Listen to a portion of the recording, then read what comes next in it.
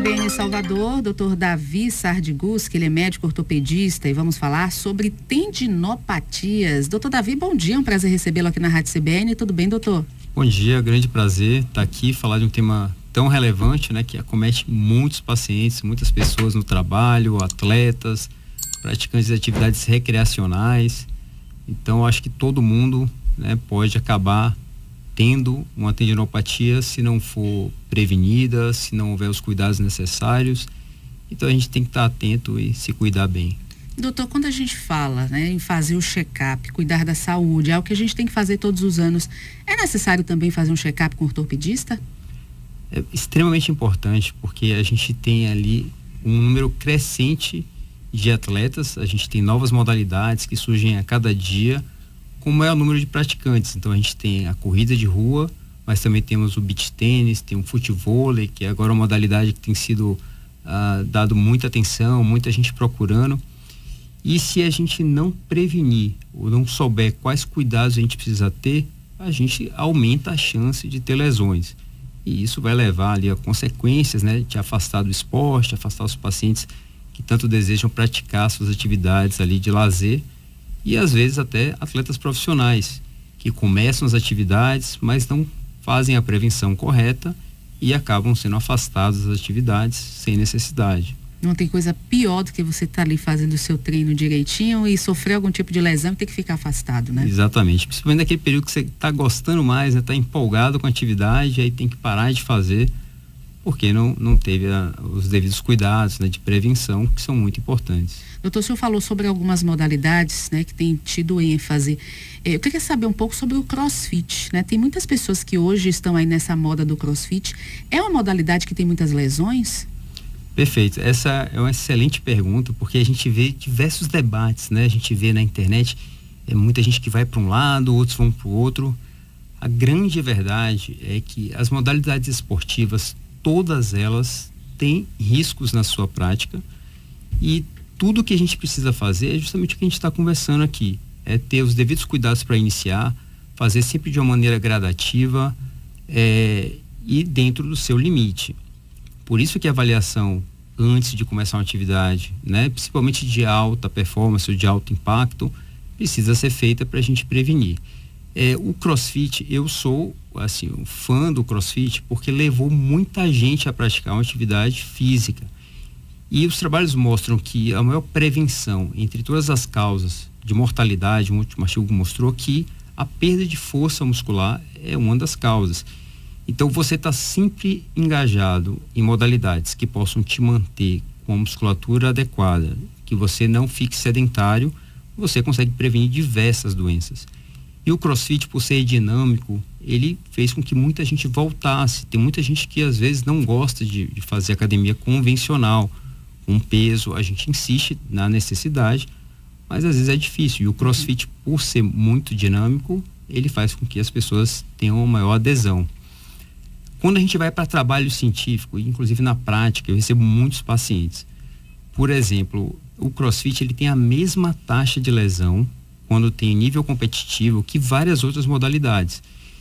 E então, se a gente fala de um esporte de luta, uma arte marcial competitiva, ou se a gente está falando de futebol, por exemplo, em taxa de lesão, eles têm taxas muito semelhantes. O que muda é o tipo de lesão, mas todas elas podem causar.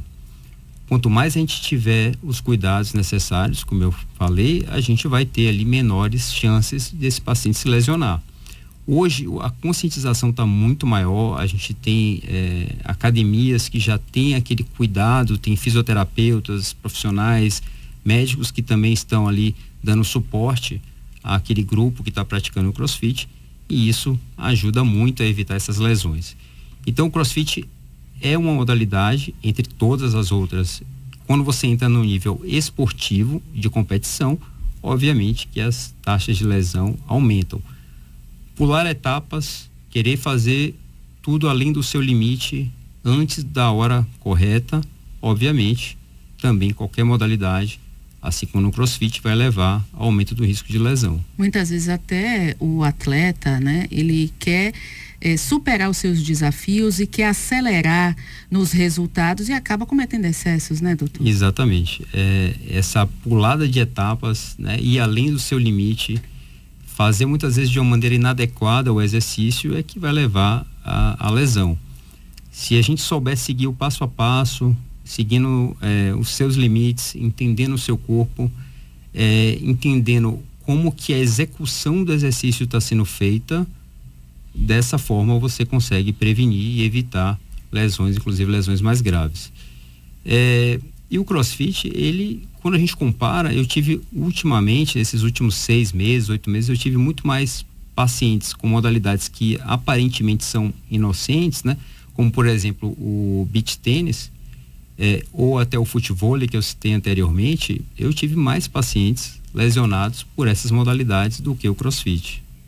Estou conversando com o Dr. Davi Sadigurski, ele é médico ortopedista. Doutor, vamos entrar no nosso tema das tendinopatias. Eu queria que você explicasse o que são as tendinopatias e quais as principais causas dessa patologia.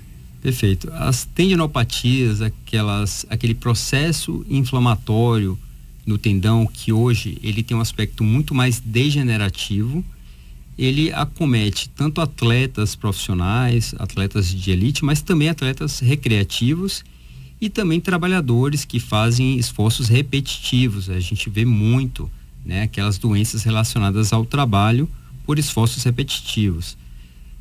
Numa fase aguda, a fase inicial, mais recente, a gente tem um componente inflamatório, que aí a gente pode chamar de tendinite, mas quando essa patologia se cronifica, quando ela já tem tempo que está ali inflamado, a gente tem uma tendinopatia. Então, o termo mais correto, naqueles pacientes que sofrem com dores, que já vem de muito tempo, numa área específica relacionada aos esforços, é uma tendinopatia. Essa tendinopatia, então, que ela vem da degeneração do tendão, vai haver uma modificação entre a formação das fibras de colágeno, principalmente aquele tipo 1, que é o mais comum, para substituir pelo colágeno tipo 3, que é menos resistente. Então, com isso vai haver uma modificação do tecido, ele fica mais sensível e também mais susceptível a ter essas dores ou essas limitações relacionadas aos esforços. Então, tendinopatia é muito comum em nosso meio. A gente tem, por exemplo, as tendinopatias do calcâneo, que é a do Aquiles, tendão de Aquiles. Tem as do cotovelo, que é a epicondilite. As do ombro também é o manguito rotador. E aquelas também que são muito comuns, né, quem digita muito, que é aquela das extensores, ou do punho, né, que são os tendões extensores do punho, também são muito comuns. Agora, toda e qualquer pessoa de qualquer idade, tanto homem quanto mulher, pode ter tendinopatia, ou tem um grupo específico que essa patologia acomete mais? Qualquer idade, sexo, né, ele vai ter ali uma porcentagem que vai variar a depender da modalidade esportiva, mas também tem fatores que podem agravar. Então, a gente não só uma idade mais avançada, a gente tem comorbidades como diabetes, por exemplo, pacientes que têm sobrepeso ou obesidade, também aqueles pacientes que estão sedentários e que de repente começam a fazer uma atividade de uma maneira mais acelerada, sem ainda estar preparado ou condicionado adequadamente. Mas a variação entre o sexo, né, se é masculino ou feminino, a gente vai ter apenas com relação à modalidade e à localização. É possível ter uma tendinopatia e não ter nenhum sintoma, ou sempre apresenta um sintoma? Nas tendinopatias crônicas, a gente pode ter momentos em que o paciente ele sente menos dor ou mais dor, a depender dos esforços ou dos estímulos para essa localização. Então, se é um cotovelo, por exemplo, o paciente ele tem mais dor quando ele está praticando tênis, é inclusive chamado de cotovelo do tenista. Se ele não está mais praticando essa modalidade, ele tende a sentir menos, né, quando ele está praticando. O problema não é aquela fase inicial da tendinite. Na tendinite, inflamou, você pode cuidar, você pode ter as medidas de tratamento imediatas, anti-inflamatórios, pode fazer o gelo, o repouso, e ele tende a melhorar. Mas quando o problema é crônico, que é essa modificação do tecido, das fibras do colágeno, tem um tratamento um pouco mais difícil. A gente precisa de abordagens mais imediatas e muitas vezes até duradouras para que a gente consiga reverter o quadro. Então, mesmo que ele não esteja sentindo os sintomas, se ele deixa cronificar, se ele não evita que essa patologia se torne já uma doença mesmo do tendão ou daquela estrutura, ele vai ter então sempre, né, esse tecido modificado que vai levar a dores a partir de um esforço, de um estímulo maior. O diagnóstico, ele é clínico ou é necessário fazer algum tipo de exame? O diagnóstico das tendinopatias, ele é clínico. A gente faz o exame físico e a gente consegue detectar essa localização ou o quadro muito compatível com tendinopatias, mas a gente também usa meios que a gente consegue detectar qual o grau de acometimento desse tendão e também se há essa modificação tecidual. A ultrassonografia é um excelente método quando tem tendões mais superficiais, principalmente numa fase ali mais inicial. Quando a gente tem roturas parciais e a gente já tem um quadro um pouco mais avançado, extenso, que a gente precisa programar muitas vezes uma abordagem até mesmo cirúrgica, a ressonância magnética ela se torna um padrão ouro para a gente não deixar passar essa patologia e não deixar cronificar. A partir do momento, doutor, que há o diagnóstico, como se dá o tratamento? Nas fases iniciais, então uma tendinite, a gente tem que fazer o repouso. As medidas fisioterápicas ajudam muito a melhorar e não deixar avançar. Os anti-inflamatórios apenas quando a gente tem uma tendinite, então só nas fases iniciais. Quando a gente já tem uma fase avançada, os anti-inflamatórios não fazem mais sentido, porque já não há mais inflamação de fato, há essa modificação tecidual que leva a um estímulo doloroso, mas sem haver inflamação. Então, fisioterapia, repouso, mudança de atitude, correção biomecânica, a forma como você está executando aquela tarefa ou aquele esporte, a gente precisa modificar, ajustar, identificar esses erros posturais, vão fazer com que a gente consiga melhorar. Quando a fase já está um pouco mais avançada, que a gente já tem essa modificação de tecido, a gente precisa fazer uma abordagem local, então a gente precisa estimular que esse tecido volte a revascularizar e se torne um tecido como era originalmente. Então a gente tem hoje tecnologias, como a gente faz em nossa clínica, lá na Clínica Humana, a gente tem essas abordagens, a gente faz as terapias por onda de choque focal que emitem impulsos sonoros de alta potência, provocando um estímulo que ele possa revascularizar, ele causa uma pequena lesão, uma sinalização local, revasculariza e aí a gente consegue uma cicatrização mais adequada. A gente também faz abordagens com algumas substâncias guiadas por ultrassonografia que também fazem esse estímulo, essa sinalização, essa irritação do tecido para revascularizar e melhorar, como a proloterapia e algumas terapias celulares, como a gente faz atualmente. Queria que o senhor falasse sobre a importância da fisioterapia. Qual o papel da fisioterapia para esses pacientes? Perfeito.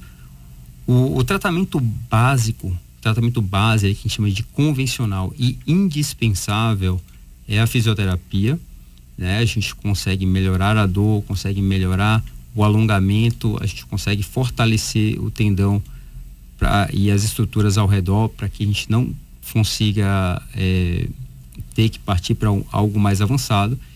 E as medicações também auxiliam apenas no processo de dor. Mas a fisioterapia é indispensável. Hoje a gente sabe que exercícios excêntricos eles vão ter melhores resultados, aquela fase de alongamento, uma resistência no alongamento. Então, eu sempre prescrevo fisioterapia, é um trabalho conjunto, multidisciplinar, indispensável. Eu costumo dizer que a gente trabalha em equipe para que haja melhores resultados. Então, ele faz parte ali do tratamento inicial e também o tratamento no longo prazo. Doutor, o senhor tocou em um ponto que eu vejo que muita gente tem dúvida. Só que faz atividade física, às vezes se pergunta, para melhorar o meu condicionamento físico, para melhorar o treino, alongamento antes ou depois do treino? Alongamento é um dos tópicos, né, que mais se discute, né, se faz, não faz. O alongamento, ele não precisa ser feito da maneira a alongar em estresse, né, a musculatura. Ele é feito para que a gente possa começar os exercícios. Então a gente, quando está iniciando, a gente quer alongar não só as estruturas musculares, tendinosas, a gente quer alongar também as articulações, manter ali uma flexibilidade inicial para que a gente possa fazer os exercícios de uma maneira mais tranquila, sem provocar dor ao início dos exercícios. Então a gente faz sempre um alongamento leve no início dos exercícios, não necessariamente após as atividades físicas. E para quem tem algum tipo de tendinopatia, é importante fazer alongamento diariamente? Quando a gente identifica, com auxílio do médico, na consulta médica e com auxílio também do fisioterapeuta, a gente identifica esses encurtamentos, a gente faz de uma maneira muito pontual, quando extremamente necessário, para aqueles pacientes que de fato têm um encurtamento, alguma limitação da amplitude de movimento, a gente aborda e inclui no tratamento os alongamentos. Doutor, o senhor falou a respeito do tratamento, né, com diversos tipos, tanto de anti-inflamatórios, analgésicos, os choques também. Em quais casos o tratamento cirúrgico é recomendado? Perfeito. Então, após a gente ter feito o tratamento conservador, fisioterapia, a gente conseguiu inibir a dor com os medicamentos, a gente fez as terapias por onda de choque focal, também tem um laser de alta intensidade. Se a gente não consegue ter bons resultados, pelo menos um tratamento de 3 meses, a gente tende a pensar no tratamento cirúrgico. Mas sempre na fase crônica, aquele paciente que já vem sentindo dor há muito tempo e que ele já não tem mais inflamação puramente, ele teve uma modificação no tecido, já é um tecido diferenciado, mais sensível e também mais susceptível a lesões. Nesse caso, a gente tem uma abordagem cirúrgica de ressecar essa área para que a gente consiga estimular a formação de um novo tecido. Inicialmente, às vezes, quando a lesão é pequena, não compromete até 50% ali do tendão, a gente pode fazer só um agulhamento. A gente faz o agulhamento bem na base da inserção, ou seja, na inserção do tendão. A gente faz esse agulhamento para fazer um sangramento e daí ter uma vascularização local, uma nova vascularização, como é chamada, neovascularização, e aí a gente consiga combater a inflamação ocasionada pela resposta do próprio organismo e criar ali a formação de um tecido mais saudável. A gente também tem aplicado terapias celulares, como a nossa pesquisa lá na Humane, a gente tem feito também o plasma rico em plaquetas e terapias celulares, como a literatura tem trazido e que mostra que tem resultados ali bastante encorajadores para que a gente possa ter um resultado mais rápido e também mais duradouro frente a tudo que a gente tem atualmente. Como é esse plasma rico em plaquetas, doutor? Em nossos estudos a gente tem ali a retirada de substâncias que vêm do nosso próprio sangue após uma centrifugação, uma separação dessas células, ou seja, desses fatores de crescimento, esses grânulos que a gente já tem no nosso organismo, que ajudam na cicatrização, que ajudam a gerar ali uma resposta do organismo. Então a gente centrifuga, separa e injeta exatamente o que a gente precisa naquele local da lesão. É uma terapia que se faz há mais de 30 anos no mundo inteiro. Então nos Estados Unidos é algo já muito realizado por algumas universidades e clubes também de esporte, também na Europa, e hoje tem sido alvo de nossos estudos, né, das terapias celulares ou os fatores de crescimento como plasma rico em plaquetas, que é o derivado do sangue. Falando ainda, doutor, a respeito das cirurgias, quais são os cuidados e as recomendações médicas que o paciente precisa ter antes e no pós-cirúrgico? A primeira coisa é sempre estar com a musculatura fortalecida. Então, é importantíssimo a fisioterapia pré-operatória, ter a certeza que esse paciente não melhora com os tratamentos convencionais ou conservadores e fazer uma fisioterapia imediata no pós-operatório. Então, fisioterapia sempre antes e sempre depois, logo após a cirurgia, é fundamental. Porque se a gente tiver uma inibição muscular, aquela atrofia muscular pós-operatória, a gente tende a recuperar de uma maneira muito mais lenta, então levando a uma percepção de dor, de limitação muito maior do que quando a gente está com a musculatura muito bem condicionada no pós-operatório. Então, isso é fundamental. Quando o senhor dá um diagnóstico para um paciente com tendinopatia, o que é que muda na vida dele? O que é que muda na vida de um paciente que tem essa patologia? Ele fica com determinado tipo de limitação? Quando a gente aborda cirurgicamente, a gente não vai ressecar o tendão ou ressecar totalmente, é só naquela área específica que está já lesionada. Então já é um tecido inadequado que não está tendo uma função correta. Por isso que quando a gente resseca, a gente na verdade vai levar uma melhora do estado anterior. Então a cirurgia, quando necessária, ela não vai levar a limitações, muito pelo contrário. O que a gente quer quando a gente aborda cirurgicamente é que a gente consiga devolver esse paciente às atividades que ele executava antes e de preferência sempre no mesmo nível. Então, para as tendinopatias, como por exemplo entesopatia patelar, que é aquela famosa tendinite patelar, quando a gente resseca a área lesionada, a gente tende a ter uma melhora do quadro e o paciente consegue muitas vezes voltar às atividades no mesmo nível esportivo que anteriormente. O paciente, ele tem a cura ou ele sempre vai ter que tratar aquela tendinopatia, doutor?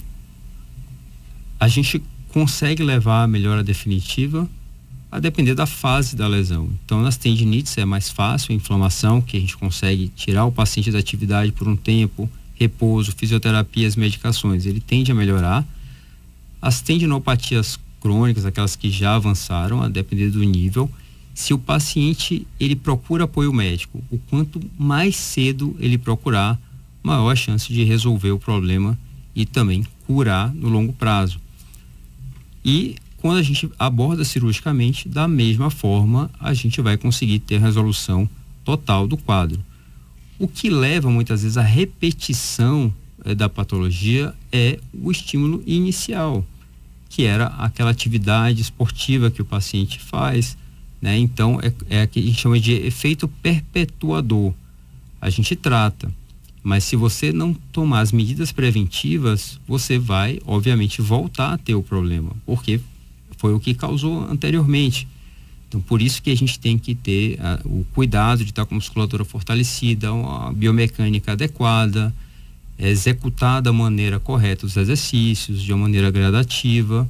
E isso a gente consegue prevenir para que o paciente não tenha mais a mesma patologia que ele teve antes. Muitas vezes o paciente acha que depois do tratamento já está bom, não sente dor, está curado e comete o mesmo erro e volta tudo Exatamente. de novo, né? Esse é o caminho, né, do fracasso. Doutor Davi Sadgurski, nosso entrevistado de hoje aqui no CBN Salvador. Doutor, eu quero agradecer a sua participação aqui com a gente. É sempre bom a gente trazer esses assuntos, principalmente para aqueles que gostam de praticar atividade física aí de qualquer jeito e também para aquelas pessoas que não cuidam da saúde, às vezes acham que sentir dor é normal e não é, né, doutor? Exatamente. Ninguém merece viver com dor e todo mundo tem um tratamento para ter uma boa qualidade de vida e viver da maneira que é esperada, né? Sem dor e satisfeito e com qualidade de vida, como eu falei. Mais uma vez, muito obrigada, doutor. Até a próxima. Fica aí o convite para o senhor voltar mais vezes. Até a próxima, eu que agradeço.